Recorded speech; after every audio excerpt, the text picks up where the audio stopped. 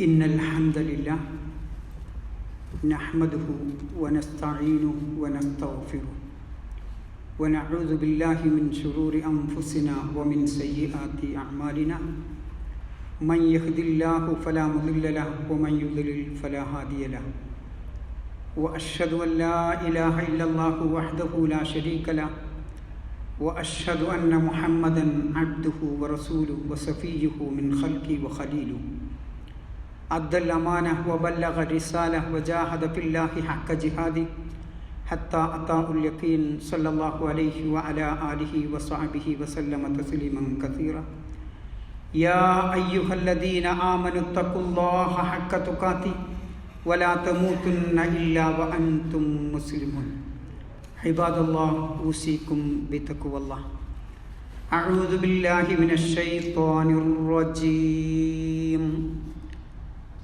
قال هذا من فضل ربي ليبلوني أأشكر أم أكفر ومن شكر فإنما يشكر لنفسه ومن كفر فإن ربي غني كريم വിശ്വാസികൾ സർവശക്തനായ അള്ളാഹുവിൻ്റെ നിയമ നിർദ്ദേശങ്ങൾ ജീവിതത്തിലുടനീളം പാലിച്ച് ജീവിക്കണമെന്ന് എല്ലാവരോടും വസിയത്ത് ചെയ്യുന്നു. വത്തഖുല്ലാഹ് മസ്തതാഅതു. സഹോദരന്മാരെ, വിഷയം ഇബാദത്തു ശുക്ർ എന്ന ആരാധന. ഒരു സംഭവത്തിലൂടെ, നിത്യജീവിതത്തിലെ സംഭവത്തിലൂടെ നമുക്ക് തുടങ്ങാം. ഒരു സമ്പന്നനായ വ്യാപാരി, ധാരാളം പണത്തിൻ്റെ ഉടമ, വീടുകളും റിയൽ എസ്റ്റേറ്റുകളും വാഹനങ്ങളും എല്ലാം അദ്ദേഹത്തിനുണ്ട്. എന്നാൽ പല സമയങ്ങളിലും അയാളുടെ നാവിൻ തുമ്പത്ത് നിന്ന് അയാൾക്ക് ലഭിച്ച അനുഗ്രഹത്തിന് ഒരു ശുക്രിൻ്റെ വാക്ക് നാവിൻ തുമ്പത്ത് വരില്ല. മറിച്ച് എപ്പോൾ അയാളോട് സംസാരിക്കാൻ പോയാലും കേൾക്കുക പരാതികളാണ്. അല്ലേ?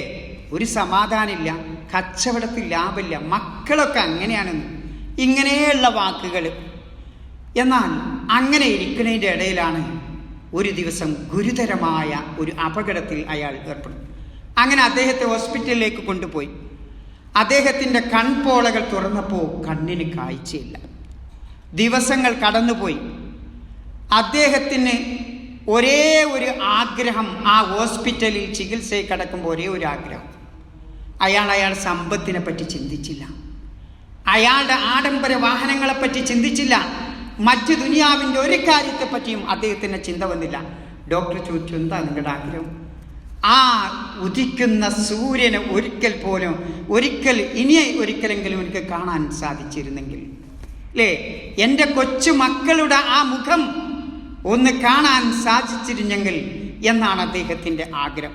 അങ്ങനെ ദീർഘകാലത്തെ ചികിത്സയ്ക്ക് ശേഷം അദ്ദേഹത്തിന് കണ്ണിന് ഭാഗികമായി കാഴ്ച കിട്ടി. ഹോസ്പിറ്റലിൽ നിന്ന് ഡിസ്ചാർജ് ചെയ്ത് പുറത്തു പോകുമ്പോൾ കുടുംബക്കാരോട് പറയാണ്, മക്കളെ, ഞാൻ ഈ സമയത്ത് ഹോസ്പിറ്റലിൽ കിടക്കുമ്പോൾ എൻ്റെ സമ്പത്തിനെ പറ്റിയോ നിങ്ങളെപ്പറ്റിയോ ഒന്നുമല്ല ചിന്തിച്ചത്. എൻ്റെ കണ്ണിൻ്റെ കാഴ്ച തിരിച്ചു കിട്ടിയെങ്കിൽ അത് സമ്പത്ത് മുഴുവൻ പോയാലും വേണ്ടില്ല, കണ്ണിന് കാഴ്ച കിട്ടിയെങ്കിൽ എന്നാണ് അദ്ദേഹത്തിൻ്റെ ആഗ്രഹം. സഹോദരന്മാരെ, ഇതൊരു സംഭവ കഥയാണെങ്കിലും എന്നോടും നിങ്ങളോടുമാണ് ഈ കഥ പറയുന്നത്. നാം ഇപ്പോൾ ഉള്ളത് ഒരുപാട് അനുഗ്രഹങ്ങളിലാണ്. അനുഗ്രഹം ഉണ്ടാവുമ്പോൾ അനുഗ്രഹത്തെ പറ്റി നമ്മൾ അറിയില്ല. ആ കണ്ണ് പോകുമ്പോഴാണ് കണ്ണെന്ന അനുഗ്രഹത്തെപ്പറ്റി നാം മനസ്സിലാക്കുന്നത്. അതുകൊണ്ടാണല്ലോ റസൂലുള്ളാഹി സ്വല്ലല്ലാഹു അലൈഹി വസല്ലമ നിരന്തരം പ്രാർത്ഥിക്കുന്ന ഒരു പ്രാർത്ഥന ഉണ്ട്. അല്ലാഹുമ്മ ഇന്നി അഊദു ബിക മിൻ സവാലി നിഅമതിക വതഹവ്വുലി ആഫിയതിക വഫുജാഅതി നഖമതിക വമിൻ ജമീഇ സുഖതിക.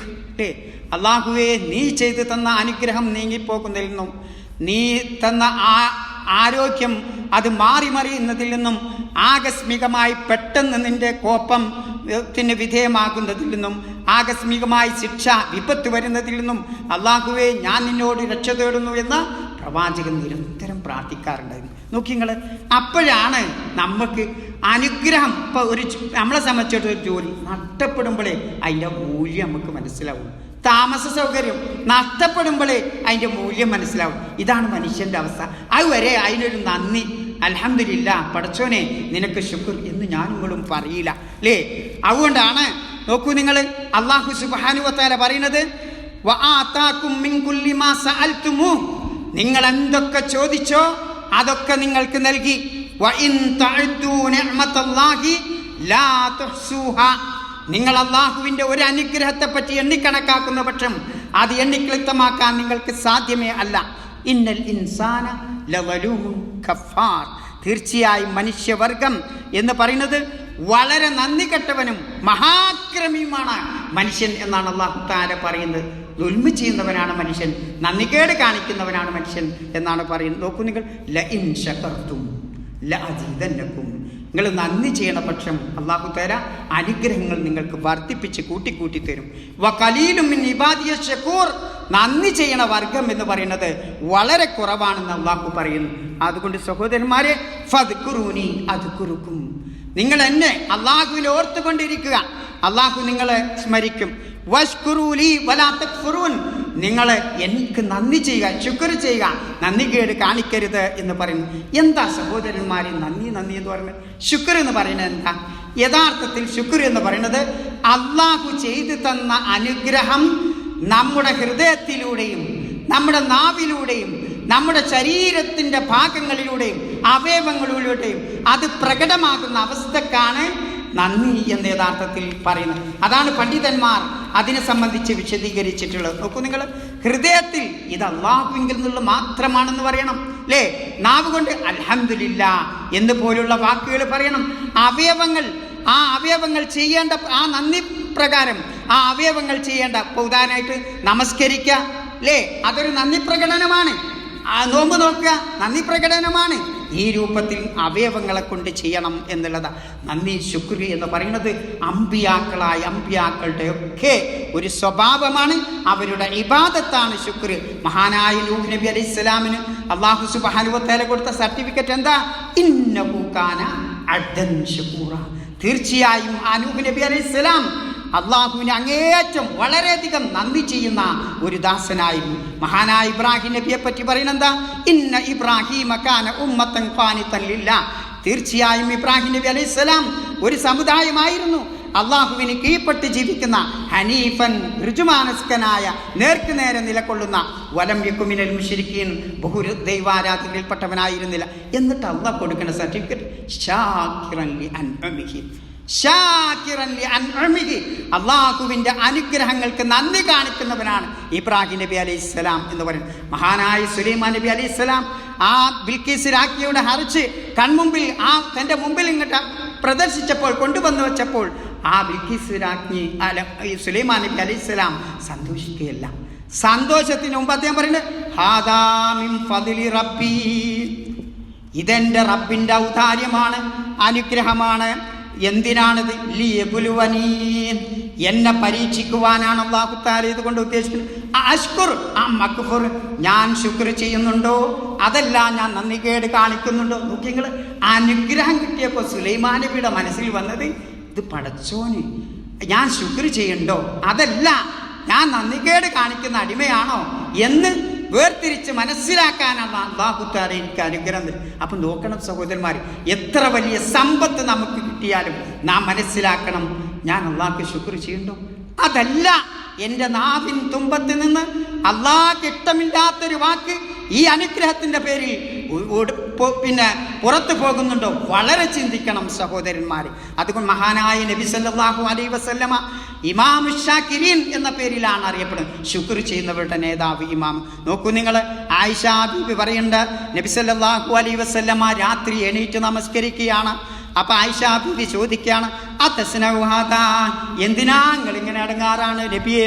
വഖദ് ഗഫറല്ലാഹു ലക മാ തഖദ്ദമ മിൻ ദംബിക വമാ തഅഖർ, നിങ്ങൾക്ക് എല്ലാ കാലത്തെയും കഴിഞ്ഞു പോയതും വരാനിരിക്കുന്നതുമായ എല്ലാ പാപങ്ങളും അല്ലാഹു പുറത്തു തന്നില്ലേ, പിന്നെ എന്തിനാ നിങ്ങൾ ഇങ്ങനെ കാലിന് നീര് വരുമാറ് ഇങ്ങനെ എണീറ്റ് നിന്ന് നമസ്കരിക്കണം? ഫഖാല, അപ്പം നബി പറയാണ്, അഫല അകൂനു അബ്ദൻ ശകൂറ, അല്ല ആയിഷ, അള്ളാഹ്ക്ക് നന്ദി ചെയ്യണ ഒരു ദാസനാവണ്ടേ ഞാൻ എന്നത്. അപ്പം നോക്കൂ സഹോദരന്മാർ, അനുഗ്രഹം കിട്ടുമ്പോൾ സമയം ഏറ്റവും വലിയ അനുഗ്രഹമാണ്. ആ തഹജ്ജുദിന്റെ സമയം നമുക്ക് എണീറ്റ് നമസ്കരിക്കാൻ കഴിയാന്നുള്ളത് മഹാനുഗ്രഹമാണ് അല്ലേ? ആ സമയത്ത് നോക്കൂ നിങ്ങൾ, അള്ളാഹുവിൻ്റെ റസൂലിൻ്റെ നാവിൻ തുമ്പത്തിൽ നിന്ന് വന്ന വാക്ക് അബ്ദുൻ ഷക്കൂർ ആവാനാണ് ഞാൻ നമസ്കരിക്കണതെന്ന. അപ്പം നമസ്കാരം, ഖിയാമുല്ലയില്, മറ്റ് ആരാധനാകർമ്മങ്ങളൊക്കെ ശുക്രിൻ്റെ ഭാഗങ്ങളാണ് എന്നുള്ളതാണ്. നോക്കൂ നിങ്ങൾ, ഒരാൾക്കൊരാൾ വീട് നൽകി അല്ലെങ്കിൽ മറ്റെന്തെങ്കിലും കുറേ അനുഗ്രഹങ്ങൾ നൽകി, എന്നാൽ അയാളെ ആ നൽകിയ ആളെ മറന്നാൽ നമ്മളെന്താ പറയാ? അയാളെ പറ്റി എന്താ? ഒരു നന്ദിയില്ലാത്ത ചെങ്ങായിട്ട് അവനൊക്കെ കൊടുത്തൊരു നന്ദിയില്ല എന്ന് പറയുമ്പോൾ എങ്കിൽ ആലോചിച്ച് നോക്കൂ സഹോദരന്മാരെ, എത്ര കോടാനുകോടി അനുഗ്രഹങ്ങളാണ് ഓരോ സെക്കൻഡിലും, ഓരോ മൈക്രോ സെക്കൻഡിലും ഞാനും നിങ്ങളും ഏറ്റുവാങ്ങുന്നത് അല്ലേ? കണ്ണങ്ങാനത്ത് ഹിമ വെട്ടണമെങ്കിൽ പടച്ചവൻ്റെ സഹായം വേണം, കൈ ഇങ്ങനെ ഒന്ന് ചലിപ്പിക്കാൻ അള്ളാൻ്റെ സഹായം വേണം അല്ലേ? കാലൊന്ന് മുന്നോട്ട് വെക്കാൻ റബ്ബിൻ്റെ സഹായം വേണം. ചെവിക്കകത്തെ ഒരിത്തിരി തുള്ളി ദ്രാവകമുണ്ട്, ആ ദ്രാവകം അങ്ങോട്ട് പറ്റിപ്പോയാൽ ഞാനുങ്ങളും അടർന്നാട് വീഴും, ബാലൻസായിട്ട് തെറ്റും അല്ലേ? അള്ളാൻ്റെ അനുഗ്രഹം തന്നെ വേണം ഇങ്ങനെ നടക്കാൻ. കൈയും കാലും മാത്രം പോരാ. ആലോചിച്ച് നോക്കുങ്ങൾ. അപ്പൊ ഓരോ സെക്കൻഡിലും എത്ര അനുഗ്രഹങ്ങളാണ് ഞാനും നിങ്ങളും കണ്ണ്, കാത്, മൂക്ക് തുടങ്ങിയ ശരീരത്തിന്റെ മുഴുവൻ അവയവങ്ങളും, ഹൃദയം, വെടിപ്പുകൾ, അതൊന്നും ഞാനും നിങ്ങളല്ലല്ലോ നിയന്ത്രിക്കുന്നത്, അള്ളാന്റെ അനുഗ്രഹമാണ്. അപ്പൊ നമ്മൾ എത്ര നന്ദി ചെയ്യണം അള്ളാഹ് അല്ലേ? ജീവിതകാലം മുഴുവൻ നന്ദി ചെയ്താൽ ഒരൊറ്റ അനുഗ്രഹത്തിന് പ്രതിഫലമാകുമോ സഹോദരന്മാർ? ഇല്ല. അതാണ് നാം മനസ്സിലാക്കേണ്ടത്. അതുകൊണ്ട് നമ്മുടെ ഹൃദയം എന്ന് പറയുന്നത് ഒരു ശുദ്ധമായ കണ്ണാടി പോലെയായിരിക്കണം. ആ ശുദ്ധമായ കണ്ണാടി ആയാൽ അതിലൂടെ നോക്കുമ്പോൾ എല്ലാം അനുഗ്രഹമായി കാണാൻ സാധിക്കും. എന്നാൽ പൊടി പിടിച്ച ശിർക്കിൻ്റെയും ബിദഅത്തിൻ്റെയും ഖുറാഫാത്തിൻ്റെയും അന്ധവിശ്വാസത്തിൻ്റെയും പൊടി പിടിച്ച ഹൃദയമാണെങ്കിൽ ഒരിക്കലും അനുഗ്രഹങ്ങളെ നോക്കിക്കാണാൻ സാധിക്കില്ല. അതുകൊണ്ട് നാം മനസ്സിലാക്കുക, റബ്ബിൻ്റെ അനുഗ്രഹം മനസ്സിലാക്കിക്കൊണ്ട് റബ്ബ് നമുക്ക് നിരന്തരം അനുഗ്രഹം നൽകിക്കൊണ്ടിരിക്കാൻ, അല്ലെങ്കിൽ ഇവിടെ ജീവിക്കാൻ പറ്റൂല അല്ലേ? ആ അനുഗ്രഹം മനസ്സിലാക്കിക്കൊണ്ട് നാം അള്ളാഹുവിന് എണീറ്റ് നമസ്കരിക്കണം, കൃത്യസമയത്ത് നിസ്കരിക്കണം. അള്ളാഹ്ക്ക് കൊടുക്കേണ്ട അവകാശമാക്കുന്ന ഇബാദത്ത് അത് മുറപ്രകാരം നൽകണം. അതാണ് ഇബാദത്ത് ശുക്ർ എന്ന് പറയുന്നത്. അത്തരം ഇബാദത്ത് ശുക്ർ നിർവഹിക്കുന്ന സത്യവിശ്വാസികളുടെ കൂട്ടത്തിൽ റബ്ബ് തമ്പുരാൻ നമ്മെ ഉൾപ്പെടുത്തി അനുഗ്രഹിക്കുമാറാവട്ടെ. അസ്തഗ്ഫിറുല്ലാഹ് വസ്തഗ്ഫിറുഹു. അൽഹംദുലില്ലാഹി റബ്ബിൽ ആലമീൻ വസ്സലാത്തു വസ്സലാമു അലാ റസൂലിഹിൽ അമീൻ വഅലാ ആലിഹി വഅസ്ഹാബിഹി അജ്മഈൻ. അമ്മാ ബഅദ്. ഇഖ്വാനി ബില്ലാഹി ഉസീകും ബിതഖ്വല്ലാഹ്. സഹോദരന്മാരെ, അനുഗ്രഹം, ഒരു നന്ദിയുള്ള ദാസന്റെ സ്ഥാനത്തേക്ക് നമ്മൾ എത്താൻ എന്തൊക്കെ മാർഗങ്ങൾ, റൂട്ടുകളാണ് ഉള്ളത്? വിശുദ്ധ ഖുർആനും പ്രവാചകന്റെ സുന്നത്തും എണ്ണി പറയുന്ന ഏറ്റവും പ്രധാനപ്പെട്ട പ്രാർത്ഥന തന്നെയാണ് അല്ലേ? പ്രാർത്ഥന മൂലം നോക്കൂ നിങ്ങൾ, മഹാനായ സുലൈമാൻ നബി അലൈഹിസ്സലാം ഫതബസ്സമ ലാഹികം മിൻ ഖൗലിഹാ, ആ ഉറുമ്പിന്റെ വാക്ക് കേട്ട് സുലൈമാൻ നബി ചിരിക്കുകയാണ്. എന്നിട്ട് എന്താ പറഞ്ഞ്? ചിരിച്ച് നിർത്തിയില്ല. എന്നിട്ടെന്താ? ഖാല റബ്ബി ഔസിനി അൻ അഷ്കുറ നിഅമതക അല്ലതി അൻഅംത അലയ്യ വഅലാ വാലിദയ്യ. പടച്ചോനെ, നീ എനിക്ക് ചെയ്തു തന്ന അനുഗ്രഹത്തിനും എൻ്റെ മാതാപിതാക്കളോട് ചെയ്തു തന്ന അനുഗ്രഹത്തിനും നന്ദി ചെയ്യാൻ, ശുക്ർ ചെയ്യാൻ എനിക്കൊരു പ്രേരണ, പ്രചോദനം എൻ്റെ മനസ്സിൽ നിന്ന് തരയണമേ എന്ന് ആര് പ്രാർത്ഥിക്കാണ്? മഹാനായ ഒരു പ്രവാചകൻ, സമ്പന്നനായ പ്രവാചകൻ അല്ലേ? സമ്പത്തുണ്ട്, അള്ളാഹു താല കൊടുത്ത നുബുവത്തുള്ള രണ്ടും കിട്ടിയ ആ പ്രവാചകൻ പ്രാർത്ഥിക്കാൻ എന്ത്? റബ്ബി ഔസീനി, എനിക്ക് പ്രചോദനം. അപ്പം അനുഗ്രഹം കിട്ടുമ്പോൾ ശുക്ർ ചെയ്യാൻ പ്രചോദനം, അതിനെനിക്ക് തോന്നിച്ച ഉണ്ടാക്കാനാണ് നമ്മൾ പ്രാർത്ഥിക്കേണ്ടത് എന്നതാണ് അത് നമ്മെ പഠിപ്പിക്കുന്നത്. രണ്ടാമത്, ആ പദവിയിലെത്താനുള്ള രണ്ടാമത് എന്താ? ആ അനുഗ്രഹത്തെ നമ്മൾ മനസ്സുകൊണ്ട് അംഗീകരിക്കുക, നാവ് കൊണ്ട് പറയുകയും ചെയ്യുക. വമാ ബികും മിൻ നിഅമത്തിൻ മിനല്ലാഹ് ഫമിനല്ലാഹ്. ഏതൊരനുഗ്രഹമാവട്ടെ നിങ്ങൾക്ക് ലഭിച്ചത് അത് അള്ളാഹുവിൽ നിന്ന് മാത്രമാണ് എന്നുള്ള അംഗീകാരം. വഇൻ തഅദ്ദന റബ്ബുക്കും ലഇൻ ശകർത്തും. നേരത്തെ ഓതിയില്ലേ, അള്ളാഹു തആല പറയാണ്, നിങ്ങളുടെ രക്ഷിതാപിതാ വിളംബരം ചെയ്തിരിക്കുന്നു, നിങ്ങൾ നന്ദി ചെയ്താൽ ലഅദീദന്നകും, ആ അനുഗ്രഹങ്ങൾ അള്ളാഹു തആല വർദ്ധിപ്പിച്ചു തരും അല്ലേ?